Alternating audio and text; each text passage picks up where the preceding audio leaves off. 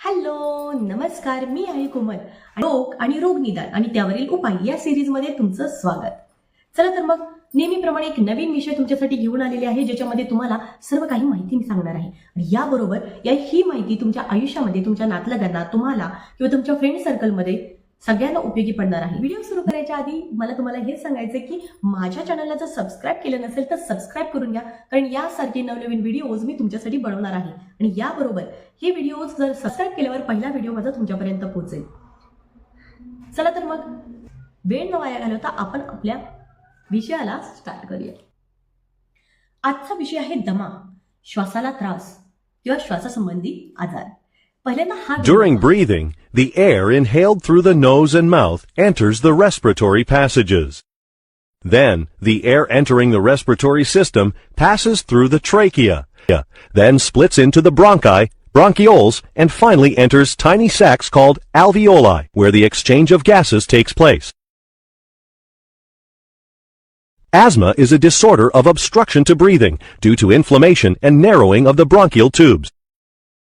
Initially, the bronchial tubes become inflamed and produce thick mucus. Later, the muscles surrounding these airways tighten, and air cannot move freely. This is called bronchospasm. The result is shortness of breath, and the air moving through the tightened airways causes a whistling sound known as wheezing. तुम्ही अस्थमाचा attack आला ऐकलाय? बरोबर, मीही ऐकलाय. परंतु हे नेमकं असतं काय, आज या व्हिडिओमध्ये हेच जाणून घ्यायचंय.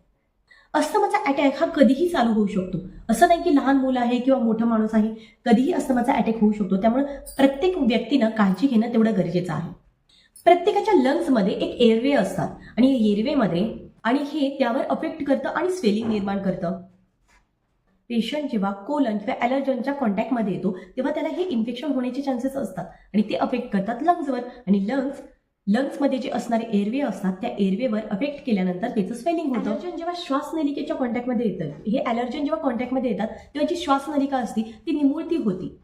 त्यामुळे श्वास घ्यायला त्रास होतो, ब्रीथलेसनेस जाणवतो किंवा आपल्याला कफ किंवा स्निझी ह्या त्याच पिरियडमध्ये म्युकस बनतो, म्हणजे चिकट पदार्थ जो घशामध्ये बनायला चालू होतो आणि तो साठला जातो आतमध्ये. जेव्हा म्युकस जास्त प्रमाणात बनायला चालू होतो तो एका ठिकाणी तो साठला जातो.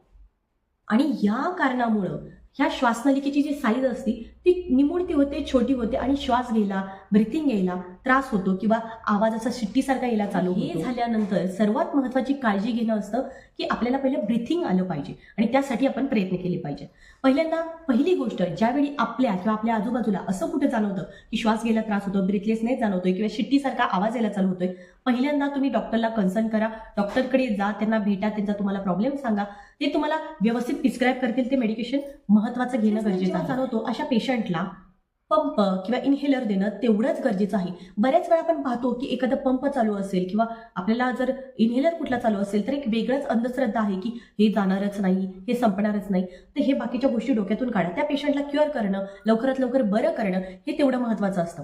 असं नाही की पंप आज चालू केला तर तो कंटिन्यू आयुष्यभर राहील. काय असतं, कालांतराने त्याची इम्युनिटी पॉवर वाढली किंवा त्याचा आजार कमी झाला तर हळूहळू मेडिसिनचे किंवा इन्हेलरचे बाकीचे डोस हे कमी केले जातात आणि कमी होतात. किंवा दम्याची लक्षणं काय असतात? पहिली गोष्ट म्हणजे श्वास घ्यायला त्रास होतो. श्वास घेताना शिट्टीसारखा असा आवाज यायला चालू होतो. ब्रीथलेसनेस जाणवतो. खूप कफ कायकांना होतो, खोकला होतो, घशामध्ये चिकट पदार्थ येतो किंवा म्युकस जमा होतो जो की पडतही नाही आणि गुटकी गिळताही येत नाही. छाती खूप जड झाल्यासारखी वाटती किंवा म्युकसनी भरल्यासारखी वाटती, ज्याला आपण मराठीमध्ये शेंबूड बोलतो. नाक गच्च होतं, नाकामध्ये आपण श्वास घ्यायलाही प्रॉब्लेम होतो आणि नाकामध्ये असणारे स्टिकी नेचर, ज्याला आपण मराठीमध्ये शेंबूड बोलतो, तो निघतही नाही आणि पूर्ण स्टक होऊन जातं. हे नोझल हे जे पूर्ण पॅक होऊन जातं. त्यामुळं इरिटेशन, त्रास, चिडचिड ह्या गोष्टी आपोआप मानसिकतेत फरक पडतो. अशा पेशंटला जेव्हा इन्हेलर देतो तेव्हा स्पेसरचा यूज केला तर 70 ते 80% आपल्याला मेडिसिन डिरेक्टली आतमध्ये जातं, जे आत गेल्यानंतर जी श्वासनलिका आहे ते ओपन करण्याचं काम हे इन्हेलर करतं. आणि जेव्हा विदाऊट पेसर आपण डिरेक्टली करतो तर त्याचे थोडंसं प्रमाण कमी आहे, त्यामुळे ते इन्हेल तर होतं परंतु तिथपर्यंत पोहोचण्यासाठी तेवढा कालावधीही लागतो आणि त्याच्यावर अफेक्ट पडायलाही फरक पडतो. आता अशा व्यक्तींनी ज्यांना दम्याचा किंवा अस्थमाचा त्रास आहे अशा व्यक्तींनी थंडीमध्ये स्वतःची काळजी घेणं खूप गरजेचं आहे. शरीराला उबदार ठेवा. सॉक्स किंवा लोकरीचे कपडे, कान झाकणे ह्या सगळ्या गोष्टी वेअर करणं तेवढंच महत्त्वाचं आहे. कारण जरा जरी हवा किंवा थंडी ह्याच्या कॉन्टॅक्टमध्ये आलं किंवा ॲलर्जनच्या कॉन्टॅक्टमध्ये आलं की ह्यांना हा त्रास होणारच. हे लक्षात ठेवूनच चालायचं, कारण ट्रिगर करण्याचं काम हे थंडीमध्ये होतं. जेव्हा आपण धूळ, धूप आणि धूर याच्या कॉन्टॅक्टमध्ये येतो त्यावेळी हे अफेक्ट करतं. जे लोक स्मोकिंग करतात त्यांनी पहिल्यांदा दम्याच्या पेशंटनी स्मोक करणं सोडून द्यावं, कारण ते आपल्या हेल्थवर, ते आपल्या डिरेक्टली लंग्सवर अफेक्ट करतं आणि त्यामुळे हे प्रॉब्लेम व्हायला चालू होतात. त्यावेळी पहिली गोष्ट डॉक्टरला कन्सल्ट करा. मेडिकलमधून प्रिस्क्राईब केलेले मेडिसिन प्रॉपर क्वांटिटीमध्ये, क्वालिटीमध्ये घेणं गरजेचं आहे. कारण असं नाही की एक गोळी खाल्ली बरं वाटेल, नो. त्याचा एक क्रायटेरिया असतो, त्याचा एक डोस असतो, तो घेणं तेवढं गरजेचं आहे.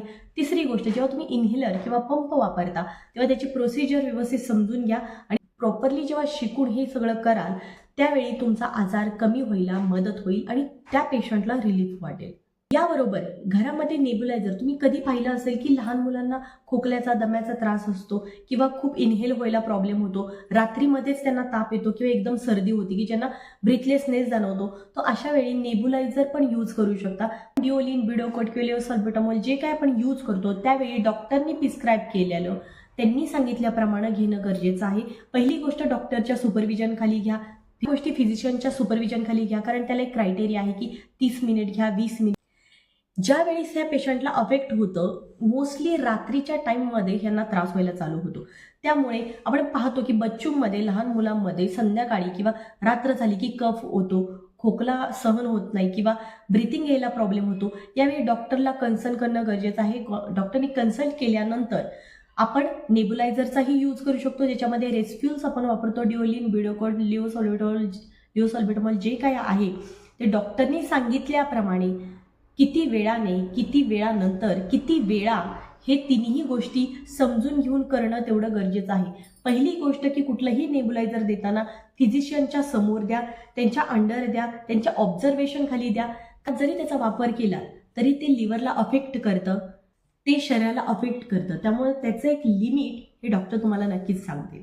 पेशंटचं वय, त्याला होणारा आजार आणि त्यावर किती मिनिट हे घेतलं पाहिजे, काय डोसेज घेतले पाहिजे, हे फिजिशियन व्यवस्थितपणे सांगू शकतो. त्यामुळे असं कुठलं पेशंट तुमच्या जवळ असेल तर वेळ न वाया घालवता, कुठलाही अटॅक येण्याची वाट न बघता पहिली गोष्ट डॉक्टरकडे जा, त्यांचं कन्सल्टेशन घ्या, त्यावरून रजिस्टर फार्मासिस्टकडून मेडिसिन घ्या आणि ते प्रॉपर इनटेक करा. सोल्युशन. त्यामुळं खूप साध्या सोप्या गोष्टी असतात, परंतु आपल्याला हे ठाऊक नसतात, त्यामुळे दुर्लक्ष होतं. काय असतं की आपण म्हणतो की खोकला येतोय, सर्दी झाली, श्वास घेता येत नाही, परंतु अशी पण काही गोष्टी आहेत, अशा पण गोष्टी घडलेल्या आहेत की श्वास न घेता येण्यामुळे काही मुलं ही मृत्युमुखी पडलेली आहेत. तर कुठल्याही छोट्यातल्या छोट्या गोष्टीकडे दुर्लक्ष करू नका. प्रॉपर गायडन्स घ्या, योग्य लोकांचं मार्गदर्शन घ्या. कुठल्याही प्रकारचा आजार आपल्याला झाला तर पहिली गोष्ट की समजून घ्या हे काय आहे. आजार समजून घेतला की त्यातून बाहेर कसं पडायचं हे निश्चित जाणवतं. त्यामुळे स्वस्थ राहा, सगळ्यांनी मस्त खा आणि स्वतःची काळजी घ्या. थंडी खूप वाढलेली आहे.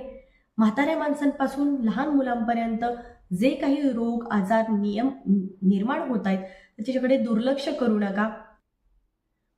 व्हिडिओ जर आवडला असेल तर माझ्या चॅनलला सबस्क्राईब करायला विसरू नका. याबरोबर तुम्हाला जर कुठल्या रोगाबद्दल, कुठल्या आजाराबद्दल माहिती हवी असेल तर मला कमेंट सेक्शनमध्ये नक्कीच कमेंट करायला विसरू नका.